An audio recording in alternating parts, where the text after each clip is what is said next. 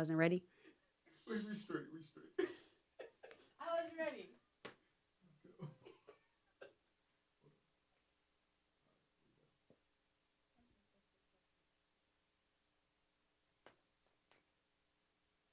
To the Grief Bully podcast.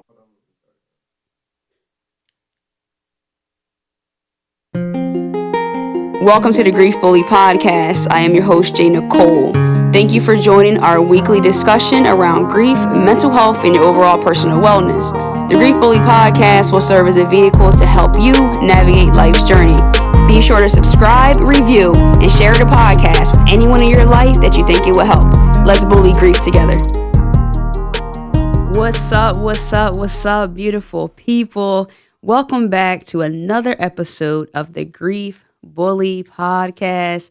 I am your host, J.Nicole. Happy to be back here with you guys again. We are already on episode 9. I feel like the time is just completely flying, but it has been great. So I'm excited to keep moving here today, Monday, October the 14th. We are rocking and rolling. I am here solo, dolo, so I will be back on my chill vibe, just bringing you guys nothing but positive energy, insight, and most importantly, love. Last week we had a great episode. We had a guest on here.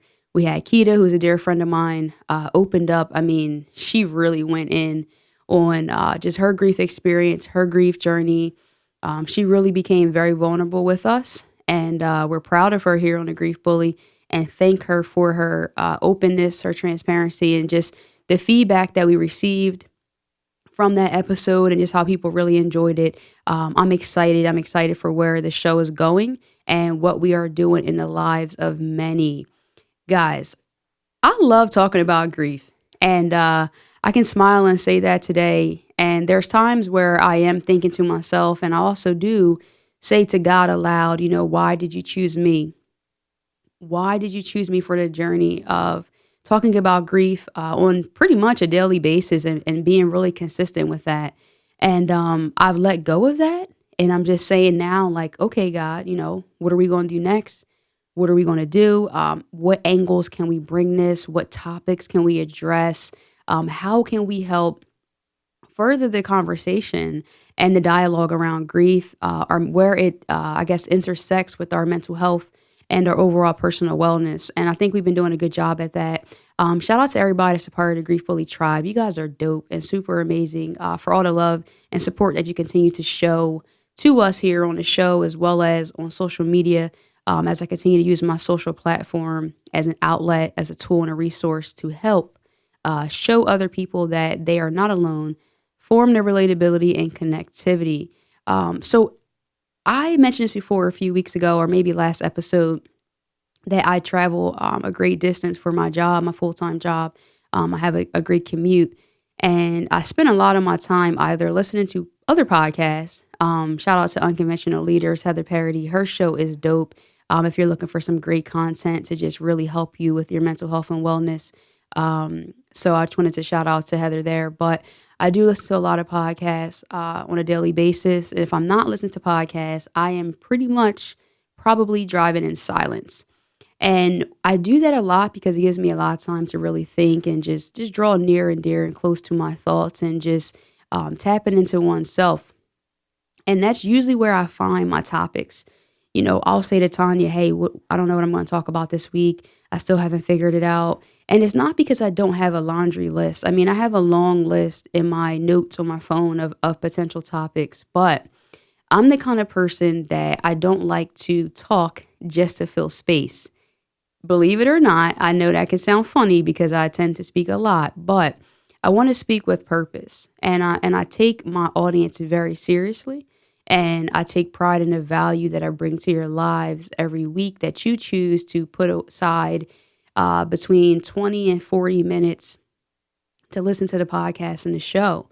So I don't want to waste your time. And it's not that I feel like, okay, I got to make sure I bring this dope content that's just, exhilarating. But I want to bring something that's going to actually be beneficial and help you. And even if the show's not extremely long in length, I want it to be extremely deep in value.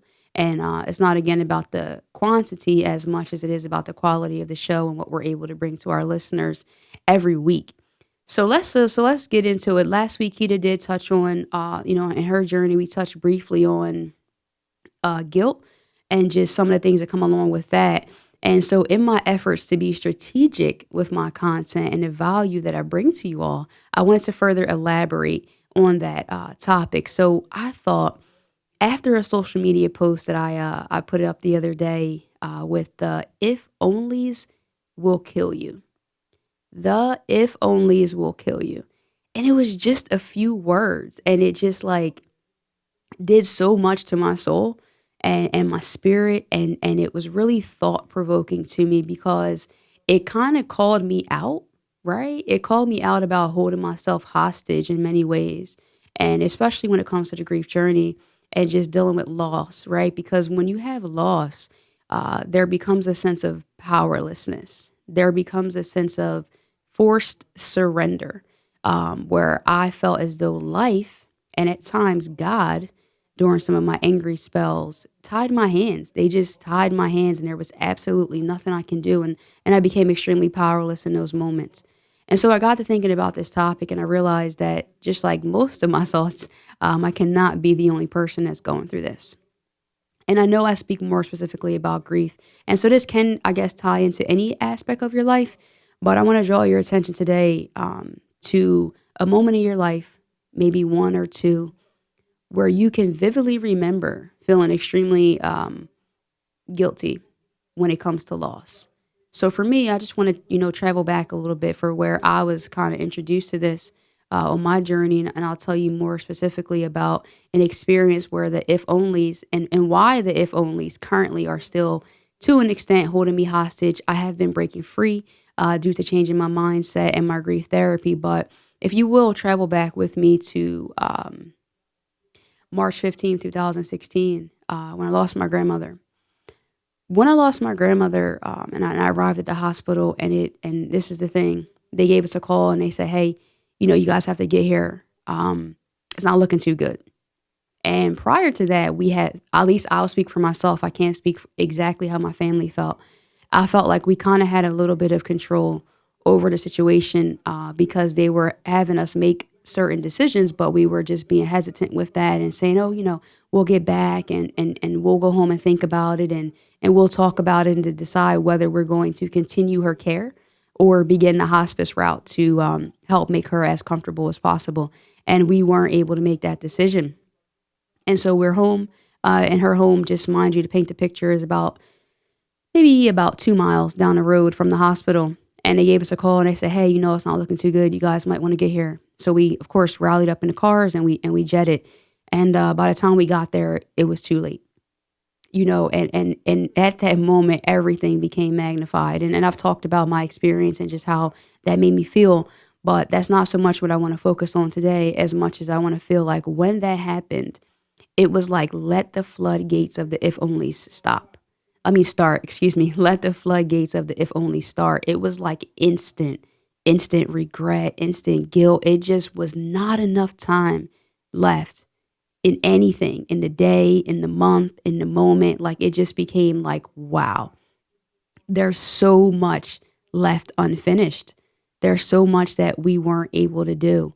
And more specifically for me, where I struggled with this was when my grandmother was sick. My father was as well, and they both were living in the same residence at the time. So if you can paint this picture in your mind and imagine that there's a split level home, there's an elderly woman upstairs not feeling too well, and there's a young whippersnapper gentleman downstairs, close to 60 years old at the time. I think he was about 57, in his room, which was a converted garage. And he's not doing well, already had been struggling with some different immune system issues as well as, lung issues. They're not feeling well. And my aunt, which is my grandmother's daughter and my dad's sister, went over and she discovered that they weren't doing well. And she had no idea. We had no idea. And so once she called me and let me know, I instantly went over there and I became so focused on my dad because my dad had already shown signs of not doing well. So I kind of, if you will, thought that, and maybe this is me being naive, but I thought if anyone's going to die, it's going to be him first. Like I just never thought that it would have been my grandmother. Nothing in my mind could have told me that. So that day, that was March 7th, I was so focused on my dad that it was like I had this kind of panic for sure, but a little bit of more of a nonchalant attitude towards my grandmother's care. And I think that, denial has a grace. And that's another episode that I have coming up, that denial does have a grace to it. And at that moment, I was in denial. Now that I can look back, right? That nothing is going to happen to her. I know she's going to be all right. And so in my mind, the way I operated in that fight or flight, it was that my dad needed my immediate attention. And so I focused on convincing him, although he was kind of in and out of, clear consciousness, to go to an urgent care. And so we were able to get him dressed with the help of my family and get him to an urgent care. Now, mind you, my grandmother still was not doing well. And I don't know if everyone else around me was aware or what the case was, but they were now focused on her health. So we've got so much going on under one roof. And we finally get my dad to an urgent care. And immediately at urgent care, they say, this man needs to go to the hospital right now. So we get him in an ambulance. We rush him to Cooper Hospital. Now, mind you, my grandmother is still home, to my knowledge. I'm not thinking she's anywhere but home. And we're going to Cooper. So we're there with my dad, and, it's busy there. So it's taking a while for everything to go on. Now I get a call that they are now rushing my grandmother to the hospital in the ambulance. Now, I can get a little emotional here because it's still obviously rough. It's been 3 years, but when I replay this because of the if-onlys, this is where my guilt starts to build up, and I start to, again, feel like I'm being tough on myself because of the fact that I wasn't there. Now, it seems like, how could it even be humanly possible for you to be in two places at the same time? But I still had the if only. If only I was there. I had to be there. I wasn't there, right? And listen, she was with my family, people who love her dearly, who are her children, who are, just her family. It wasn't like she was on the side of the road with strangers and no one was there to take care of her. She was very well loved and taken care of. But I couldn't stop beating myself up because I wasn't there, and I really struggled with that. And so I'm got one person, my dad, and now I'm going to be getting into ICU in Cooper. My grandmother has now been checked into ICU at Kennedy. And so if you're in the South Jersey area or New Jersey area, or if you're not, they're about maybe 25 minutes without traffic apart from each other. And I had to stay with my dad until he got a room. I mean, he was not doing well at all, to the point where later that morning at about 1 or 2 a.m., the doctors gave me a call and said, hey, you got to make a decision. We have to put a tube down his throat or he's not going to make it. And I had to make that decision right then. So, I mean, I'm talking about this situation was serious, okay?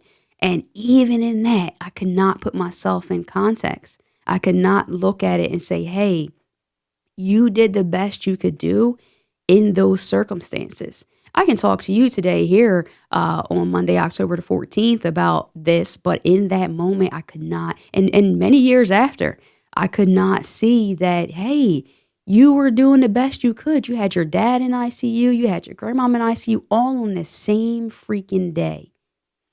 And I just had so much regret and so much guilt for no in particular reason, because what could I have actually done?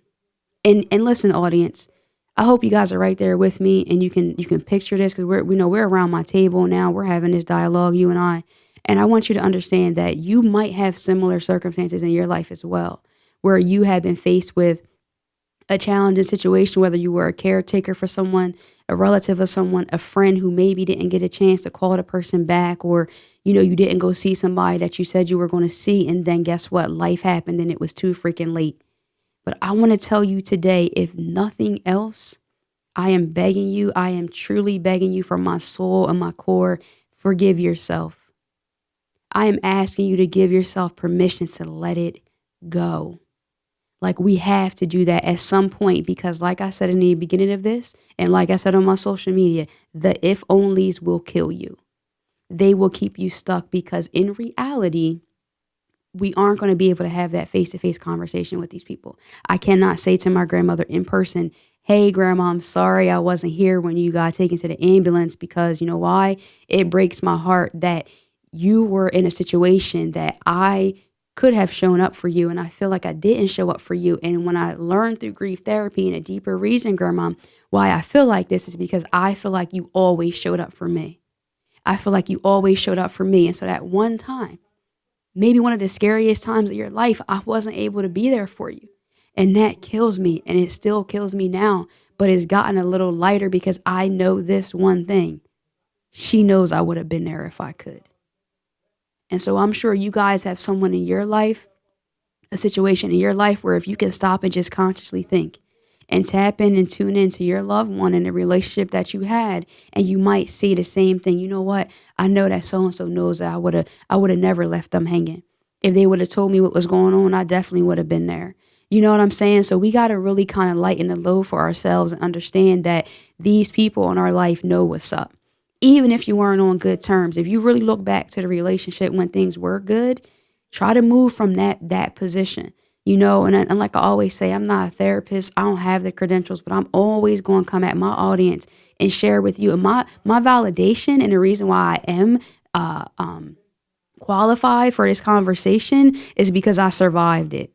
Okay, I didn't just go through it. It kicked my butt, but guess what? I survived it because of the love, because of the relationship. So the if onlys will not kill me. And I want you guys to repeat that wherever you are, because I'm sure no one is exempt from this. We all have regret. And I know we say, oh, I live a life with no regret. If you've lost a loved one, you have some questioning there, because we're always going to feel like we could have did this. And if that would have went that way, or if the doctors would have did this. So it's not only so much if onlys for the internal. You know, I struggled with that when it came to my dad in the hospital too, feeling like, you know, well, and if he would have went to this hospital, or if he would have went there. And I had a nurse, the head of the nursing department, straight up tell me, listen, it doesn't matter where you take him. The level of illness that he is dealing with, cancer, is killing him. Like, it doesn't matter.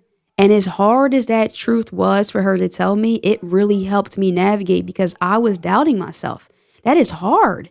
You got somebody's life, literally, not just somebody. I had my dad's life in my freaking hands.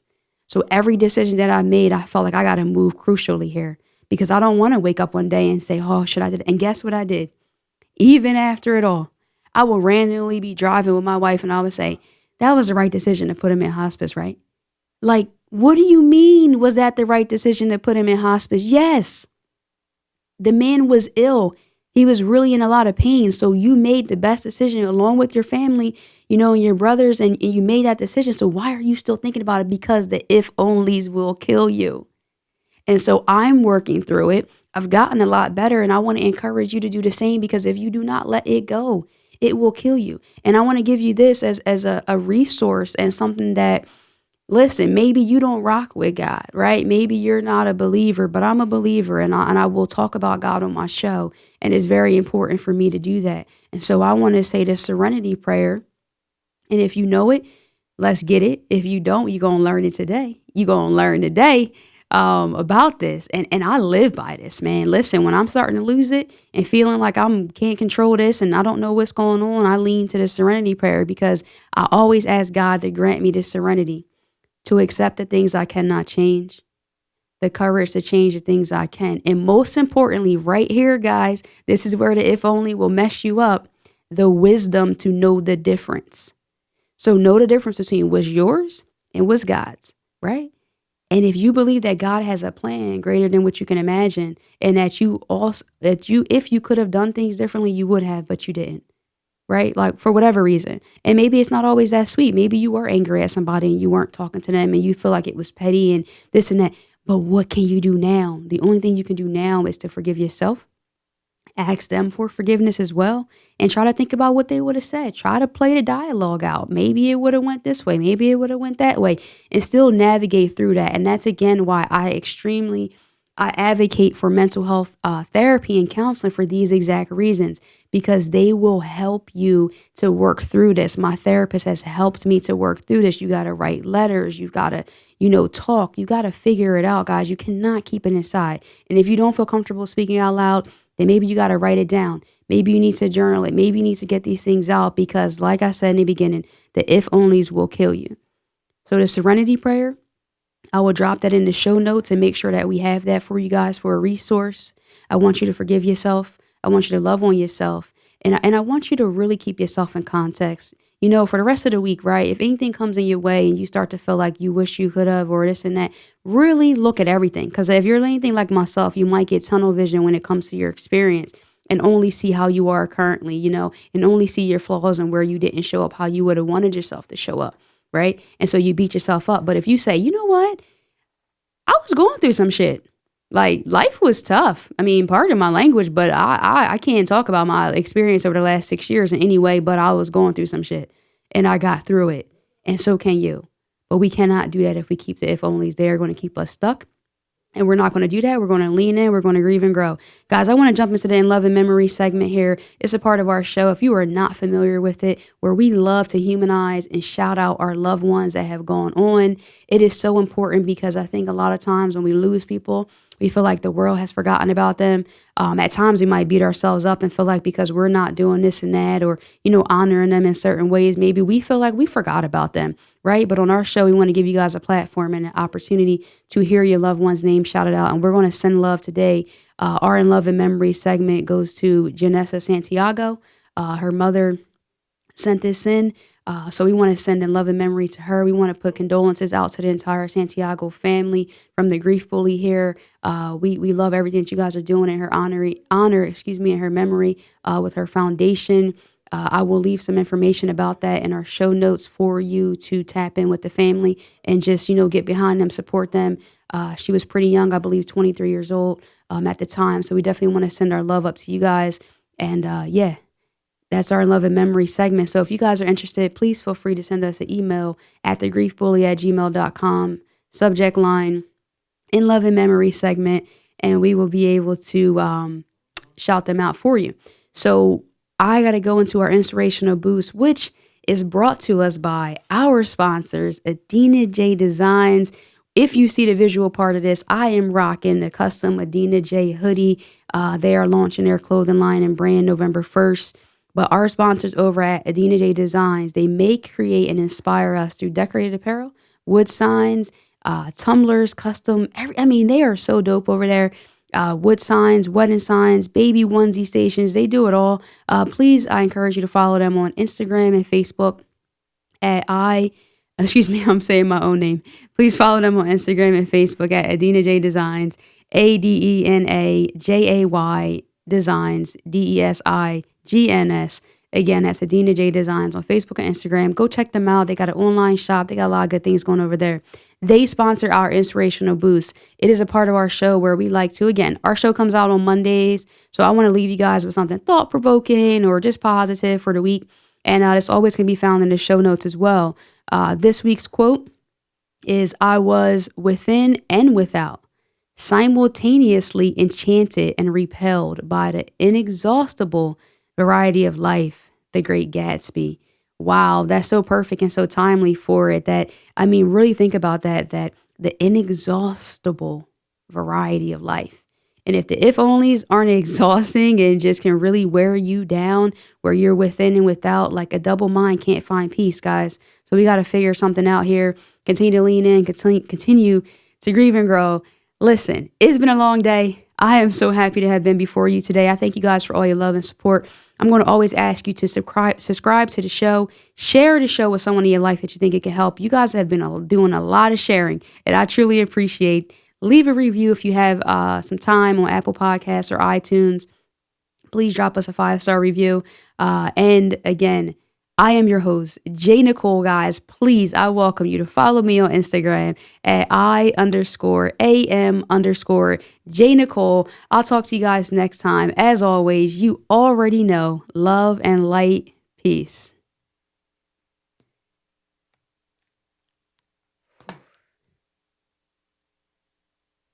Dunzo.